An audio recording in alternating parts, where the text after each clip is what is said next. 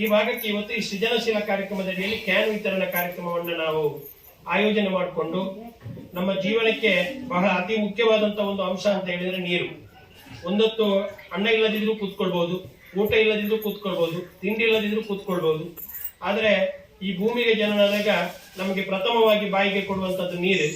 ಈ ಭೂಮಿಯನ್ನು ಬಿಟ್ಟು ಹೋಗುವಾಗ ಕೂಡ ಪ್ರಥಮವಾಗಿ ಕೊಡುವಂತದ್ದು ನೀರು.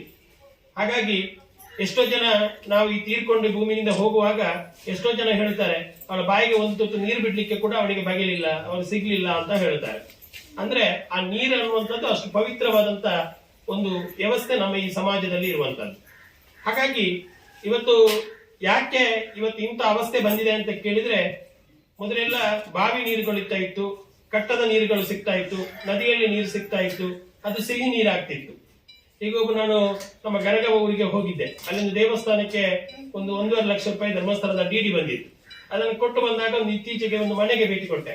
ಮನೆಗೆ ಭೇಟಿ ಕೊಡುವಾಗ ಒಬ್ಳು ತಾಯಿ ಹೇಳಿದ್ರು, ಸರ್ ನೀರಿಲ್ಲದೆ ಸುಮಾರು ದಿವಸ ಆಯ್ತು, ಅಲ್ಲಿ ಆ ಕಡೆ ನೀರು ಅಷ್ಟು ಪೊಲಾಗ್ತಾ ಇದೆ ಅಂತ ನಾನು ಹೇಳಿದೆ. ತುಂಬಾ ನೀರಲ್ಲಿ ಹೋಗ್ತಾ ಇದೆ ಮಾರೆ, ನೀರಿಲ್ಲ ಅಂತ ಹೇಳ್ತಿದ್ರಿ ಅಂತ. ಅದಕ್ಕೆ ಅವರು ಹೇಳಿದ್ರು, ಸರ್ ಅದು ಸಪ್ಪೆ ನೀರು ಅಂತ ಹೇಳಿ.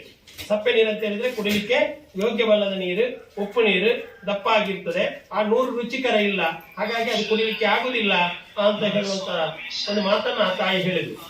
ಮುಖ್ಯವಾಗಿ ನಾನು ಯಾಕೆ ಈ ಮಾತನ್ನು ಉಲ್ಲೇಖ ಮಾಡಿದೆ ಅಂತ ಕೇಳಿದ್ರೆ, ಮನುಷ್ಯನನ್ನ ನಾವಿವತ್ತು ಆಸ್ಪತ್ರೆಗೆ ದುಡ್ಡು ಖರ್ಚು ಮಾಡುವಂತ ನೋಡ್ತಾ ಇದ್ದೇವೆ.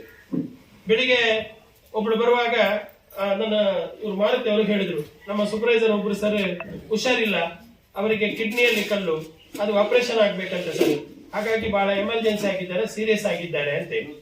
ನಾನು ಅದಕ್ಕೆ ಹೇಳಿದೆ, ಇವತ್ತು ಯಾರು ನೀರು ಕುಡಿಯೋದನ್ನು ಕಡಿಮೆ ಮಾಡ್ತಾರ ಆಗ ಅವರಿಗೆ ಕಿಡ್ನಿಯಲ್ಲಿ ಕಲ್ಲು ಯಥೇಚ್ಛವಾಗಿ ಆಗ್ತದೆ ಅಂತ ಹೇಳುವಂಥದ್ದು. ಒಂದು ಯಾರೇ ಆಗ್ಲಿ, ನಾವು ದಿನನಿತ್ಯ ಕಡಿಮೆ ಅಂದ್ರೂ ಕೂಡ 5 ಲೀಟರ್ ನೀರು ಕುಡಿಬೇಕು ಅಂತ ಹೇಳಿ ಇವತ್ತು ವೈದ್ಯ ಪದ್ಧತಿಯ ಮೂಲಕ ಹೇಳ್ತಾರೆ. ಆದ್ರೆ 5 ಲೀಟರ್ ನೀರು ನಾವು ಯಾರು ಕುಡಿಯಲ್ಲ. ಕನಿಷ್ಠ ಆದ್ರೂ 1.5 ಲೀಟರ್ 2 ಲೀಟರ್ ನೀರು ಆದ್ರೂ ನಾವು ಕುಡಿಬೇಕಲ್ಲ. 2 ಲೀಟರ್ ನೀರು ಕುಡಿಯಲ್ಲ. ಇವತ್ತು ಹೆಣ್ಮಕ್ಳು ಹೆಚ್ಚಾಗಿ ನೀರೇ ಕುಡಿಯುವುದಿಲ್ಲ. ಯಾಕಂತ ಹೇಳಿದ್ರೆ ನಾಳೆ ನಾವು ಎಲ್ಲಿಂದ ವೀಕ್ಷಕರೇ, ಈ ವಿಡಿಯೋ ನಿಮಗೆ ಇಷ್ಟ ಆಗಿದ್ರೆ ಈ ಕೂಡಲೇ ಸಬ್ಸ್ಕ್ರೈಬ್, ಕಮೆಂಟ್, ಲೈಕ್ ಮಾಡಿ ಹೊಸ ವಿಡಿಯೋಗಳನ್ನು ಮಾಡಲು ಬೆಂಬಲವನ್ನ ನೀಡಿ.